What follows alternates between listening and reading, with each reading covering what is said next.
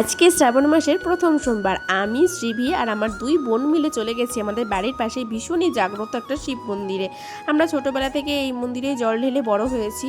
তো শ্রীভি আসার সাথে সাথে ঘন্টা বাজালো, তারপরে শ্রীভি জল ঢাললো। শ্রীভি প্রথম জীবনে জল ঢাললো বাবার মাথায়, তারপরে আমি জল ঢাললাম, বেদানার রস দিলাম, মানে ভগবান শিবের যা যা প্রিয় সব কিছু দিলাম, সাদা ফুল দিলাম। আর আমাদের গ্রামের দিকে তো ফুলটা একটু কম পাওয়া যায়, সবে বিক্রি করার জন্য নিয়ে চলে যায়।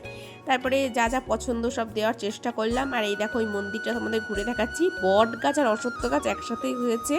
আর ইনি হচ্ছেন আমার ঠাকুর দাদার গুরুদেব। আর এই গাছটা হচ্ছে লাল চন্দন গাছ, দেখেছো কত বড়। সিভিকে একটা অশ্বত্থ পাতা ছিঁড়ে দিলাম, বাড়ি এসে দুধ মুড়ি আম খেয়ে নিলাম। আর সিভিও ঘুমিয়ে পড়েছে। সিভির বাবা সারা জীবন পুরো শ্রাবণ মাসের 1 মাস নিরামিষ খায়, তার সাথে সাথে আমিও পালন করি, কিন্তু এই বছর আর হচ্ছে না, কারণ আমি আছি বাবার বাড়িতে। দেখো, সিভিকে ডিম দিয়ে আলু সিদ্ধ দিয়ে ভাত খাইয়ে দিলাম।